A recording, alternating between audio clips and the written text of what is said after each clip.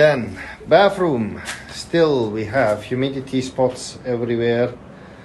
So this is the shower area, and here in the bathtub it is still complete, all soaking wet. You can see here on the corner, here down. So yeah, this still have to dry out. So we let over the weekend the two machines running, so we get this done hopefully on Saturday morning, where we can see here it's quite dry.